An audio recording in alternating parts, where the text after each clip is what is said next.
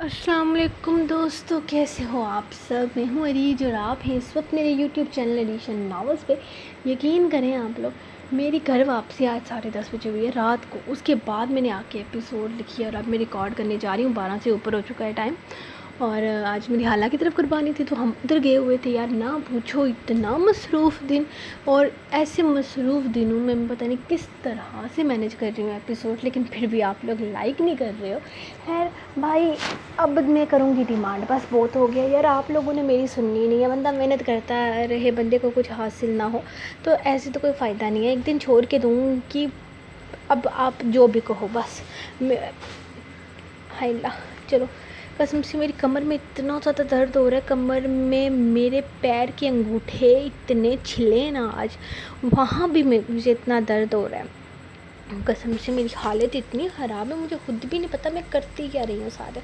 कभी इधर कभी उधर, कभी उधर कभी उधर। इतना बुरा गुजरा है दिन, हद नहीं आज। इतना बोरिंग और पता नहीं क्या क्या। फ़ोन भी मेरे घर पे रह गए थे। वैसे तो अगर मैं कहीं पे आगे पीछे जाती हूँ ना तो मैं अपने फ़ोन साथ ले जाती हूँ, अपने दोस्तों से बातें करती रहती हूँ।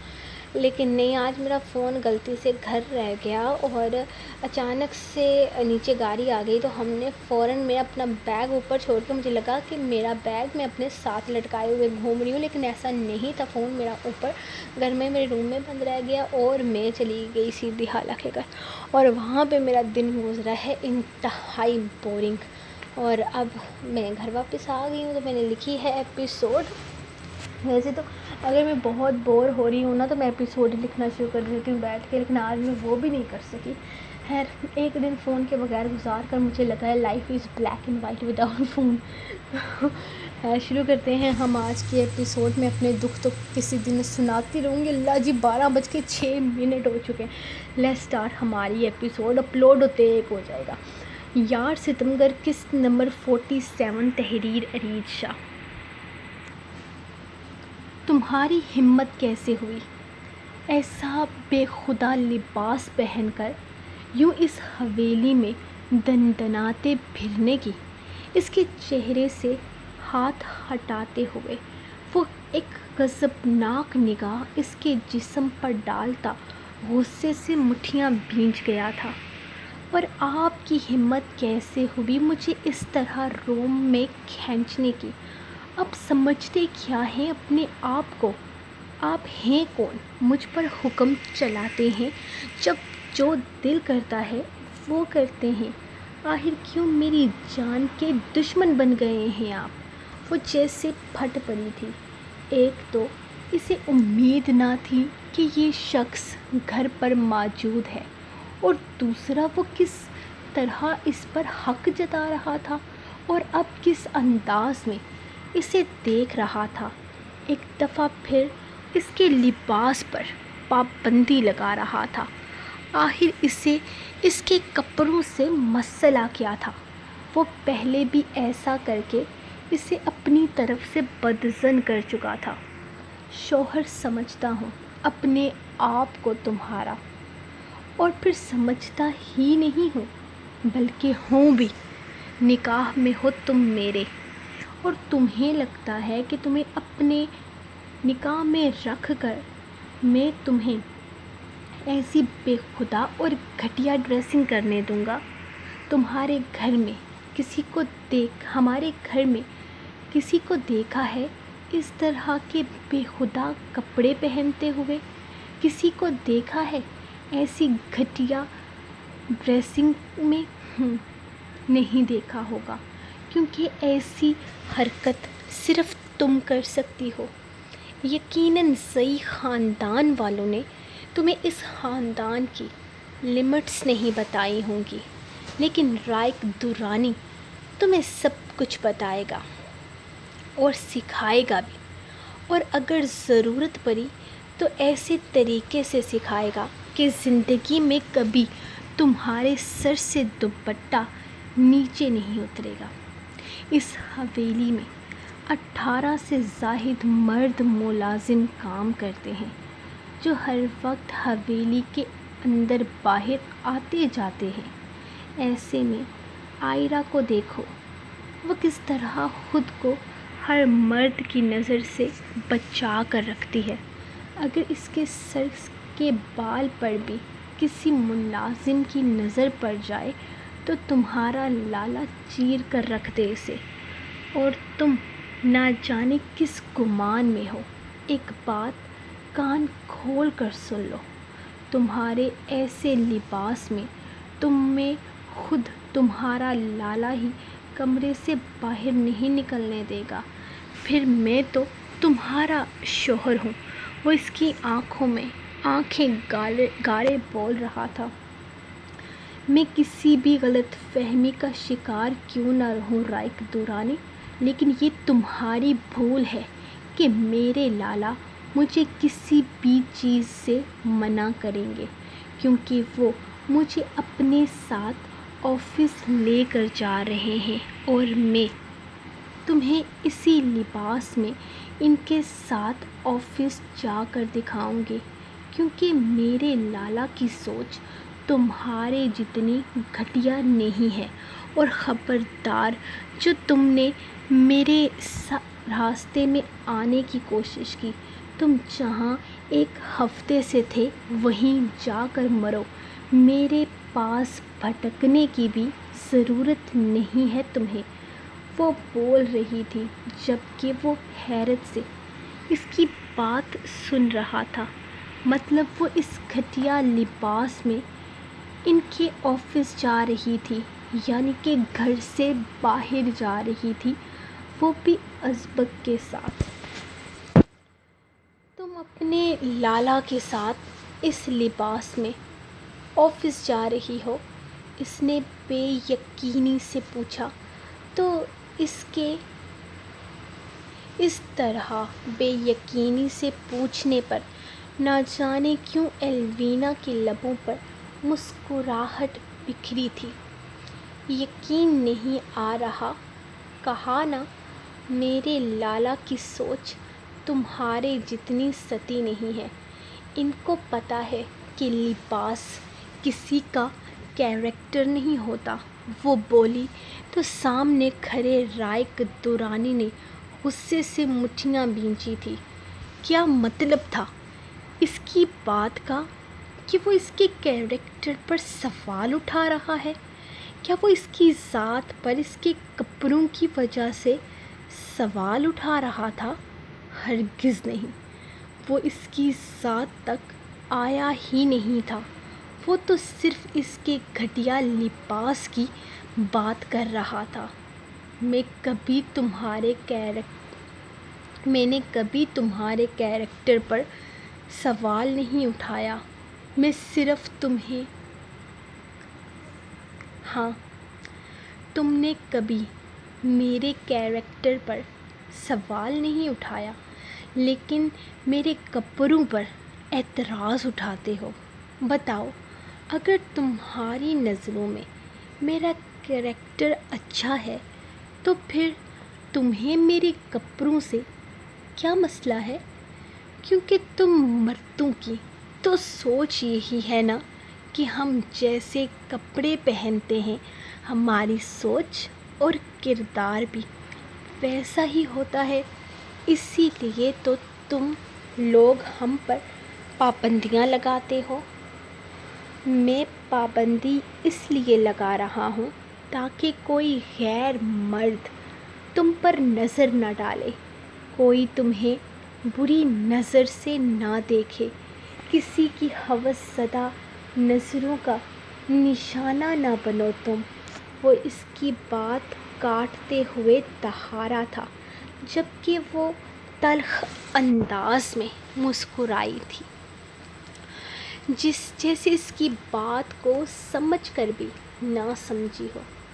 بہت اچھے طریقے سے سمجھ چکی ہوں میں تمہیں رائق دورانی، تم کیا ہو، تمہاری سوچ کیا ہے، سب کچھ سمجھ میں آ چکا ہے مجھے۔ اسی لیے میرے سامنے یہ اچھا بننے کا ڈرامہ نہ کرو تم۔ مجھے اپنے پیر کی جوتی بنانا چاہتے ہو۔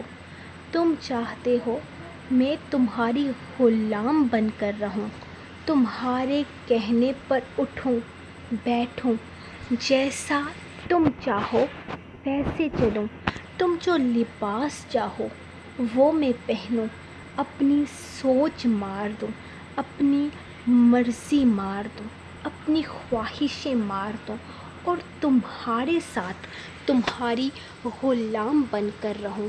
لیکن نہیں، ایسا نہیں ہوگا، کیونکہ مجھے نفرت ہے تم سے، اور میں بہت جلد یہ رشتہ بھی تمہارے منہ پر مار دوں گی۔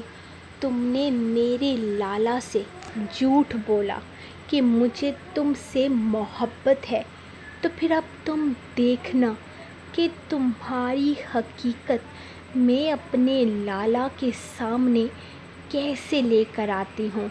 محبت تو دور، تم سے نفرت تک کرنا میں خود پر حرام کرتی ہوں۔ وہ غصے سے اسے دھکا دیتی پیچھے ہٹنے لگی تھی جب وہ اس کا بازو پکڑ کر اسے کھینچ کر دوبارہ اپنے قریب کر گیا۔ اگر تمہارا لالا تمہیں ان کپڑوں میں کہیں لے جائے تو بڑا بے غیرت ہے تمہارا لالا، اور تم اپنے لالا کو تو کیا، پوری دنیا کو جا کر ثابت کر دو کہ تمہیں مجھ سے محبت نہیں، تو بھی تمہیں مجھ سے کوئی الگ نہیں کر سکتا۔ میری ملکیت ہو تم، رائے دورانی کا نام چھپا ہے تم پر، اور ساری زندگی یہ نام تمہاری ذات کے ساتھ جڑا رہے گا۔ 1 مہینے کا وقت دیا تھا تمہارے لالا نے، 1 مہینے بعد اگر تمہیں اپنے بستر پر لا کر تمہارا غرور نہ توڑا تو رائے دورانی اپنے باپ کی اولاد نہیں۔ وہ ایک جھٹکے سے اسے پیچھے کو دھکا دیتا، غصے سے بے قابو ہوتا، اسے سامنے لگے شیشے پر پوری شدت سے ہاتھ مارتا شیشے کو چکنا چور کر چکا تھا۔ ایک جنون سا تھا، ایک عجیب سی وحشت تھی۔ وہ جیسے پاگل ہو رہا تھا، اور اس پاگل پن میں رہ کر ایلوینا اپنا نقصان نہیں کرنا چاہتی تھی، اسی لیے تیزی سے کمرے سے نکل گئی تھی۔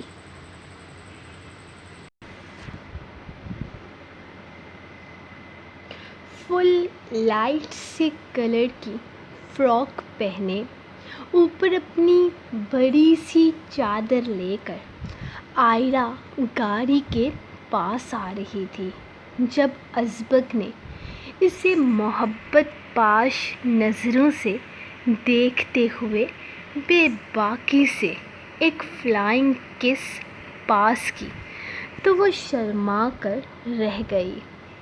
وہ نگاہیں اٹھاتی آگے پیچھے دیکھنے لگی تھی۔ اس وقت بہت سارے ملازم تھے باہر، لیکن اس خاندان کی عزت پر آنکھ اٹھا کر دیکھنے والا کوئی نہیں تھا۔ عائرہ کو باہر کی طرف آتے دیکھ کر کچھ اپنے کام میں مصروف ہو گئے تو کوئی سر جھکا گئے تھے۔ ازبک درانی ان معاملات میں کتنا سخت تھا، اس گھر کے ملازم بھی بہت اچھے طریقے سے جانتے تھے۔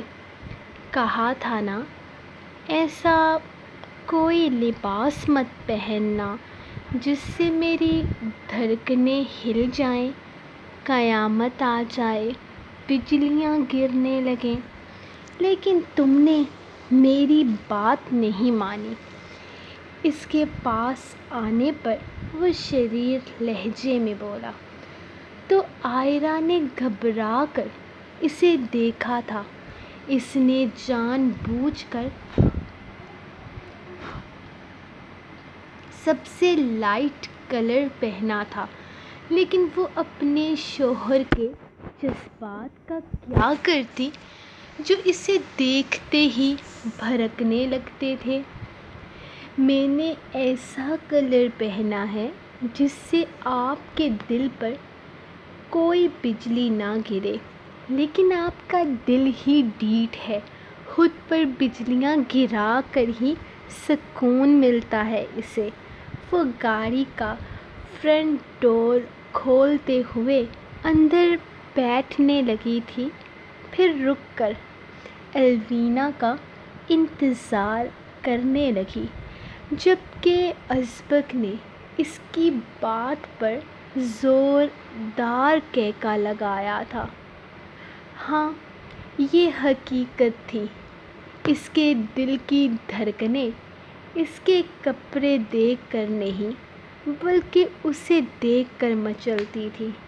اسے اپنی باہوں میں لینے کے لیے اس کی دھڑکنیں بے قابو ہو جاتی تھیں۔ وہ اس طرح اس کے دماغ پر حاوی تھی کہ ازبک درانی اپنے لبوں سے اپنا نام ادا کرے تب بھی دماغ میں عائرہ کا نام بجتا تھا۔ اس نے مسکراتے ہوئے دوبارہ سے مین داخلی دروازے کی طرف دیکھا تو وہاں سے الوینا باہر نکلی تھی۔ اس کے لباس کو دیکھ کر ماتھے پر بہت ساری رگیں نمایاں ہوئی تھیں، جبکہ اس کے کپڑے دیکھ کر عائرہ بھی حیران ہو گئی تھی۔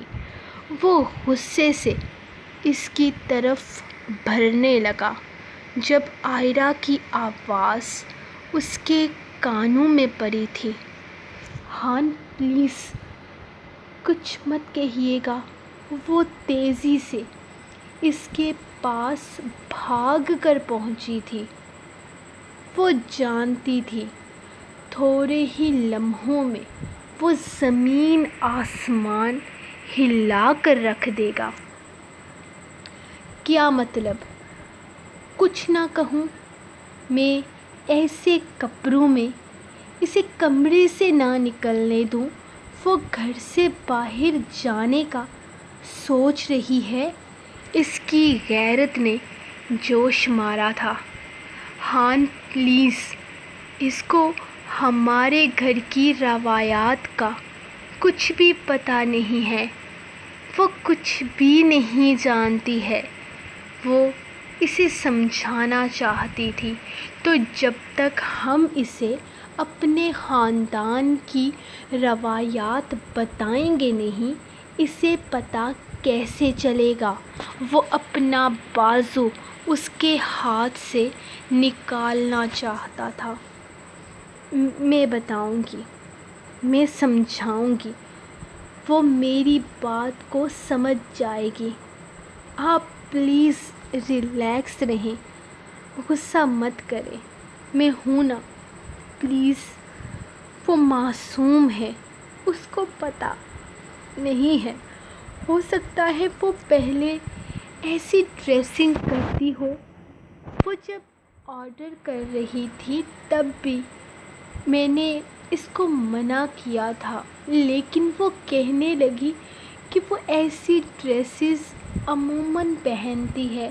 مجھے لگا یہ نہ ہو کہ وہ مائنڈ کر جائے، تو میں نے بات کو بڑھایا نہیں، لیکن مجھے ہرگز اندازہ نہیں تھا کہ وہ اس طرح کے کپڑے پہن کر باہر آ جائے گی۔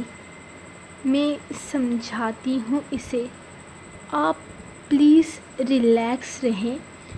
وہ اس کے سینے پہ ہاتھ رکھے آہستہ آہستہ اس کے دل پر ہاتھ پھیرتے اسے ریلیکس کرنے کی کوشش کر رہی تھی، اور پھر اسے چھوڑتے ہوئے تیزی سے الوینا کی طرف بڑھی تھی، جبکہ الوینا کے پیچھے ہی رائق بھی تیزی سے باہر آیا تھا۔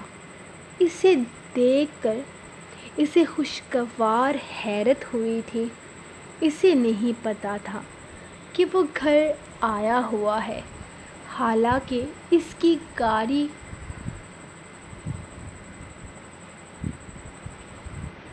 آج کار پورٹ سے باہر نکلی ہوئی تھی۔ اس نے آگے بڑھتے ہوئے اسے سینے سے لگانا چاہا جب رائک نے اس کے کندھے پر ہاتھ رکھتے اسے گھسیٹ کر ایک سائڈ پر کیا تھا۔ لگتا ہے تمہاری غیرت مر گئی ہے ازبک دورانی، وہ دہارا تھا لیکن نچلی آواز میں۔ کیا بکواس کر رہے ہو رائک، دماغ ٹھکانے پر ہے؟ وہ اس کی بات پر آپے سے باہر ہوا تھا۔ ہاں، ابھی تک تو دماغ ٹھکانے پر ہے، لیکن اگر تمہاری بہن نے ان کپڑوں میں گھر سے باہر قدم رکھا نا تو میں بھول جاؤں گا کہ وہ تمہاری بہن ہے۔ لباس دیکھا ہے تم نے اس کا؟ تمہارے لیے چھوٹی بچی ہوگی وہ۔ دیکھنے والے اسے چھوٹی بچی ہرگز نہیں سمجھیں گے۔ میں تو پورے استحقاق سے سر سے پیر تک دیکھ چکا ہوں، مجھے کہیں سے بھی وہ چھوٹی بچی نہیں لگتی۔ اس نے جیسے ازبک کی غیرت پر کاری وار کیا تھا۔ اس نے غصے سے ایک نظر آئرا کو دیکھا، جو پتہ نہیں الوینا سے کیا بات کر رہی تھی۔ وہ بنا رائک پر دوسری نگاہ ڈالے اپنی گاڑی کی طرف آتا، گاڑی سٹارٹ کرتا۔ اگلے ہی لمحے زن سے گاڑی حویلی کی حدود سے نکال کر لے گیا تھا۔ یہ تم نے کس طرح کا لباس پہن رکھا ہے الوینا؟ ایسے لباس نہیں پہنتی ہیں ہمارے گھر کی لڑکیاں۔ میں نے تمہیں سمجھایا تھا نا، تب تم نے کہا نہیں کہ یہ کپڑے تم باہر پہنو گی، ورنہ میں سمجھاتی کہ ایسے کپڑے باہر نہیں پہنے جاتے۔ آئرا نے ایک بے بس سی نظر ازبک کی طرف ڈالی تھی، جو پتہ نہیں رائک سے کیا بات کر رہا تھا۔ آئرا، ان کپڑوں میں کیا خرابی ہے؟ مجھے سمجھ نہیں آتا۔ مطلب اتنی سی بات پر اتنا بڑا ایشو کیوں بنایا جا رہا ہے؟ میں کہیں سے ننگی نہیں ہو رہی ہوں۔ وہ پورا گھوم کر اسے بتا رہی تھی، جبکہ آئرا اسے سمجھا نہیں پا رہی تھی کہ اس گھر کے مرد بغیر چادر کے لڑکی کو باہر نہیں نکلنے دیتے، اور وہ ایسی ٹائٹ پینٹ اور چھوٹے سے ٹاپ میں باہر جانے کی بات کر رہی تھی۔ اس نے اسکارف لے رکھا تھا، لیکن اس پٹی نما کپڑے سے اس کا تن چھپ نہیں سکتا تھا۔ ابھی وہ اسے سمجھانے کی کوشش کر رہی تھی جب ازبک اپنا غصہ کنٹرول کرتا اپنی گاڑی میں بیٹھ کر گاڑی نکال کر لے گیا، جبکہ رائک نے پرسکون نظر ان دونوں کی طرف دیکھتے قدم ان کی طرف بڑھائے تھے، اور پھر بالکل الوینا کے سامنے آ رکا۔ گڑیا، اندر جاؤ، مجھے الوینا سے ذرا بات کرنی ہے، اس نے آئرا سے کہا تھا، جبکہ ازبک کے اس طرح سے چلے جانے کا مطلب یہی تھا کہ وہ انہیں اپنے ساتھ لے کر نہیں جا رہا۔ وہ خاموشی سے اندر کی طرف قدم بڑھا گئی تھی۔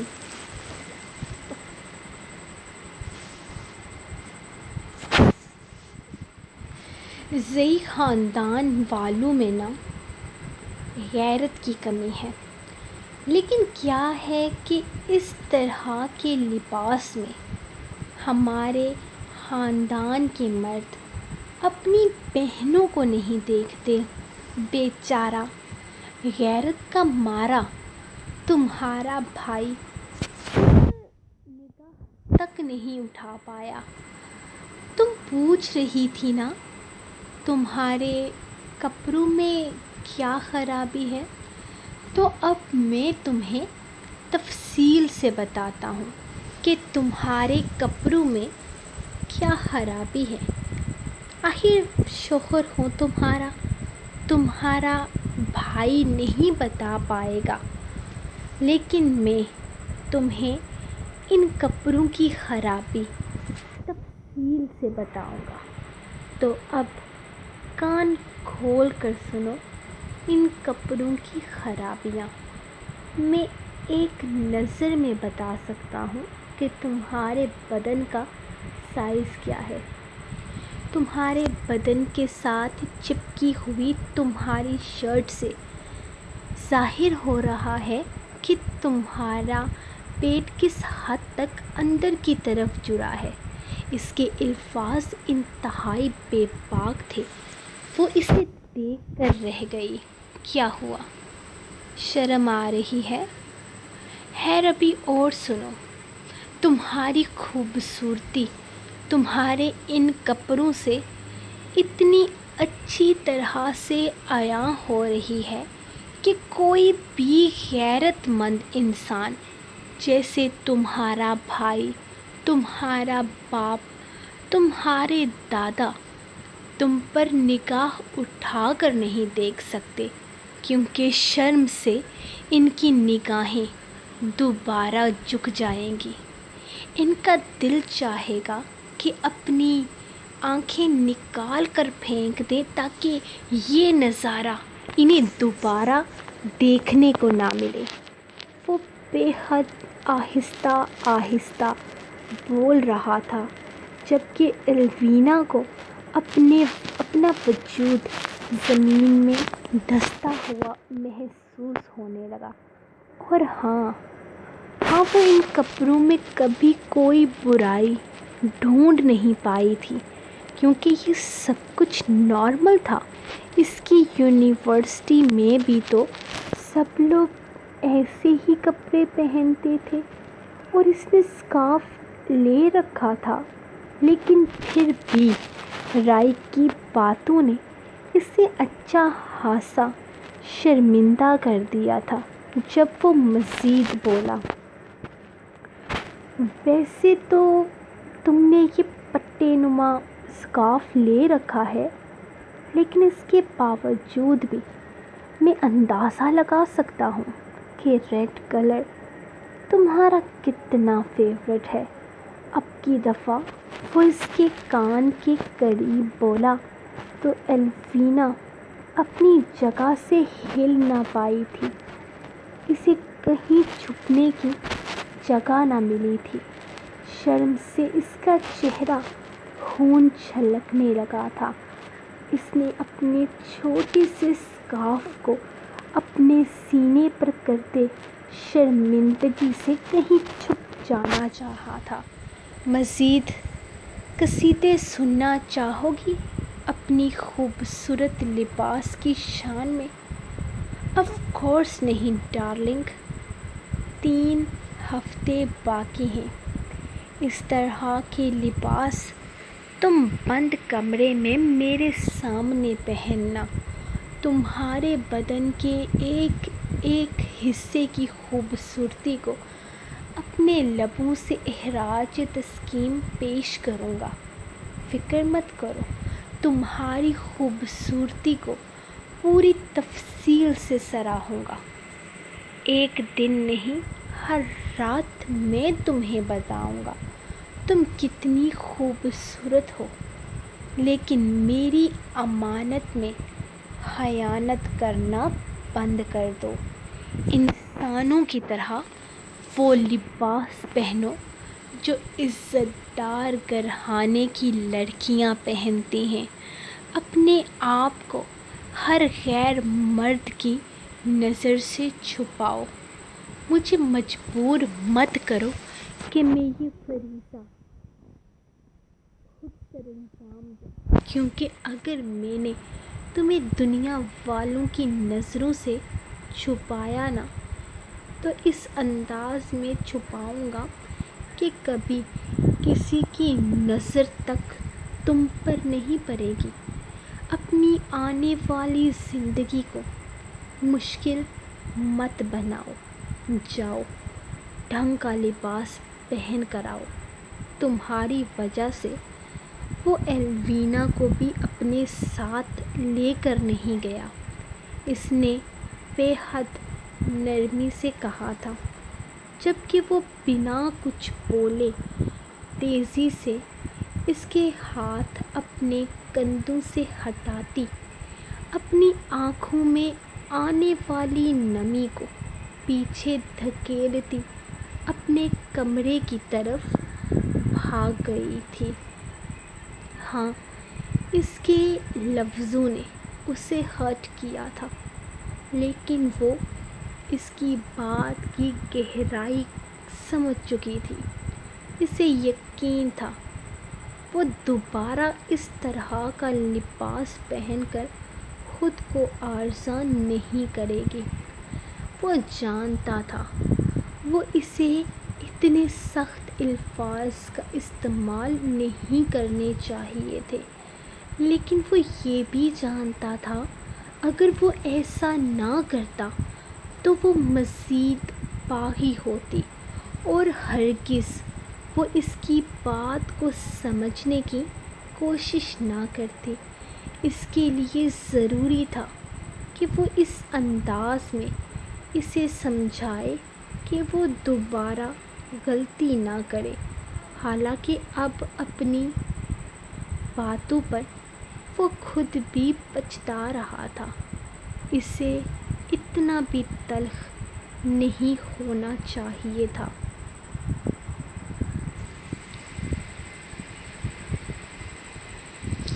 آج سنڈے تھا۔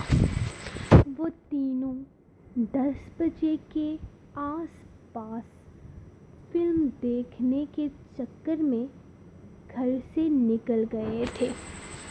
طارق سو رہا تھا کیونکہ پچھلے ایک ہفتے سے اس کی نیند بہت برے طریقے سے ڈسٹرب ہو رہی تھی۔ آدھی رات تک ان کی میٹنگز چلتی تھیں۔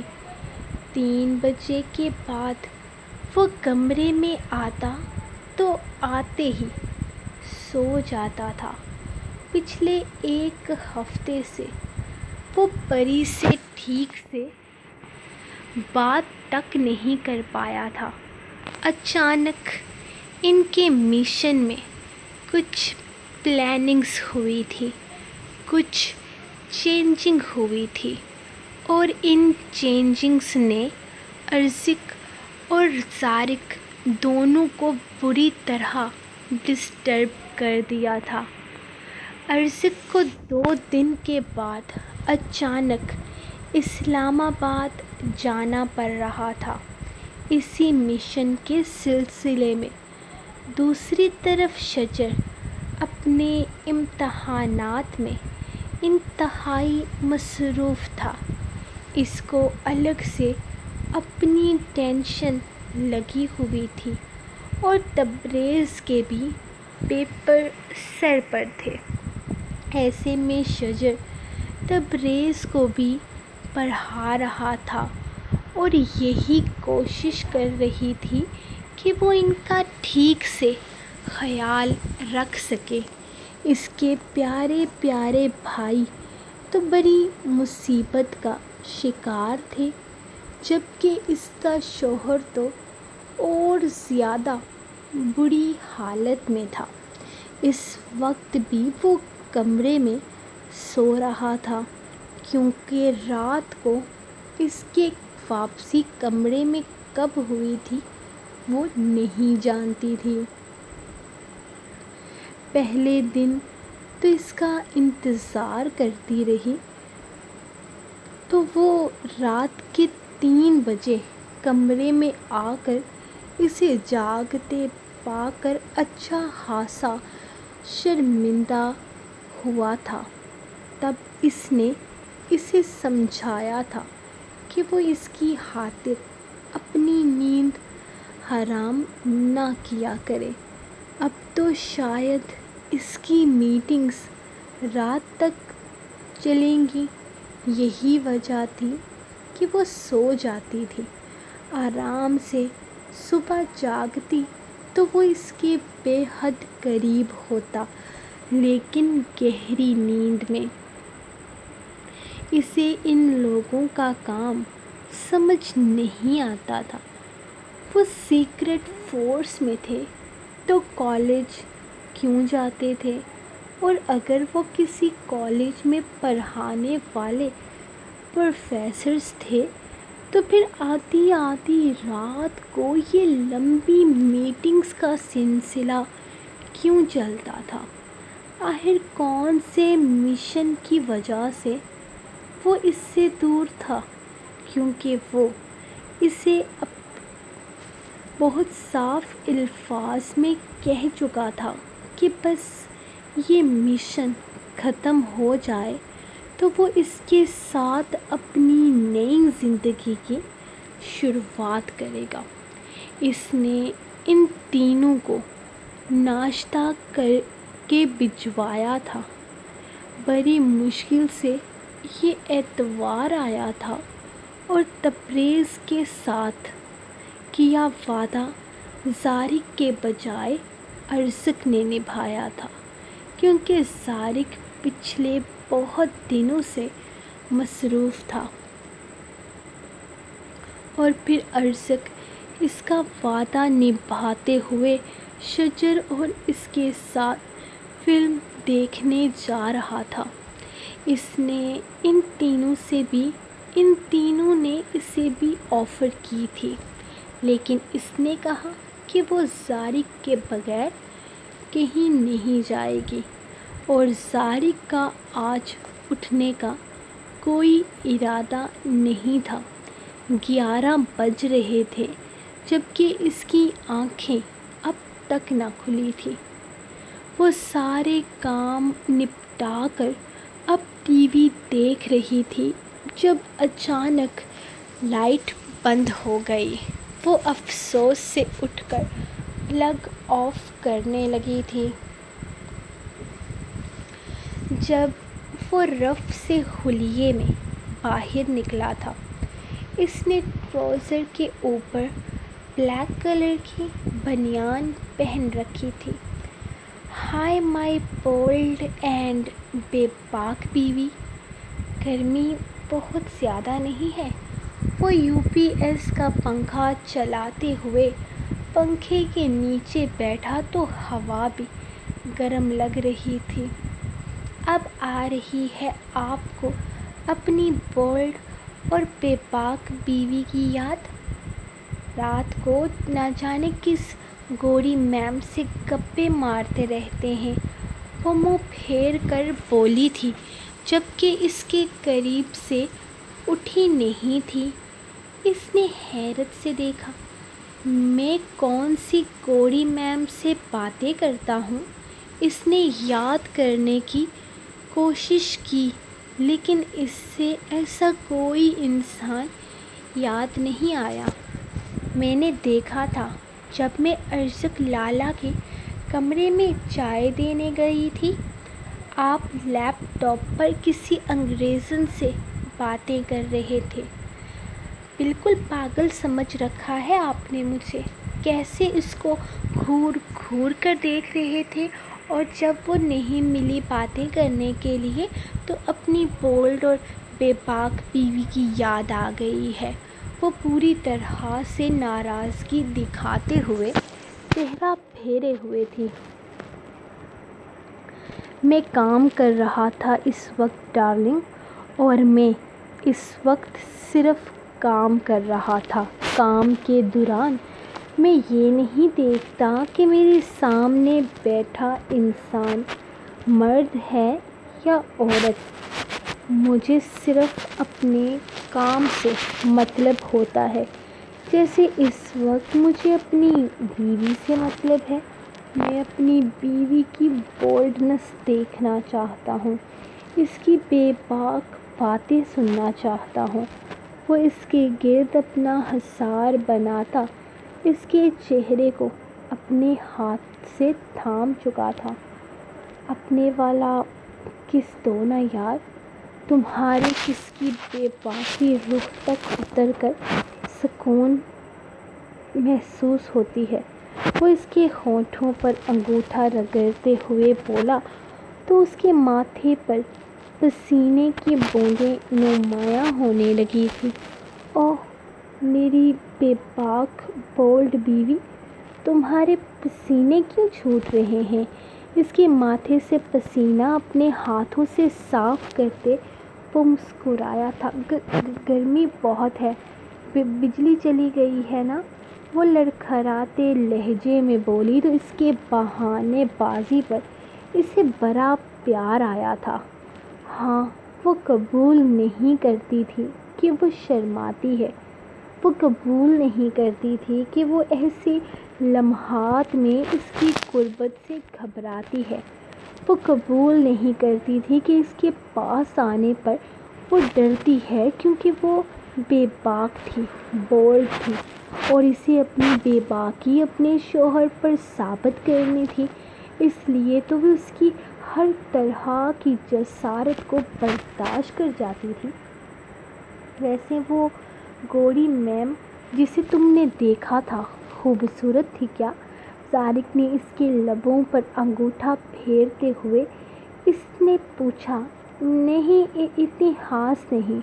وہ اس انگریزن کی خوبصورتی کو نظر انداز کرتے ہوئے اس کی دھاری پر اپنے نازک سے ہاتھ رکھتی اس کی توجہ اپنی طرف مرکوز کرنا چاہتی تھی، جبکہ اس کی اداؤں پر وہ مسکرایا تھا۔ سو گائز، یہ تھی آپ کی آج کی ایپیسوڈ، ٹو بی کنٹینیو۔ کل کی ایپیسوڈ پر بہت کم لائک آئے تھے، عید تھی اس لیے سوچا چھوڑو اگنور کرتی ہوں، لیکن آگے اگنور نہیں کروں گی۔ اس ایپیسوڈ پر 1000 لائکس، 200 کامنٹس چاہیے۔ اگر ہو گئے تو کل ایپیسوڈ آئے گی، ورنہ کل جنون یارم کی قسط دوں گی، اور اگر ہو گئے تو دونوں کی دوں گی۔ کیا یاد کرو گے آپ لوگ؟ تو میں آپ سے ملوں گی اب کل نیکسٹ ایپیسوڈ کے ساتھ، تو تب تک کے لیے آپ لوگ اپنی رائٹر کو دعاؤں میں یاد رکھیں۔ انشاءاللہ کل ملاقات ہوگی۔ اللہ حافظ۔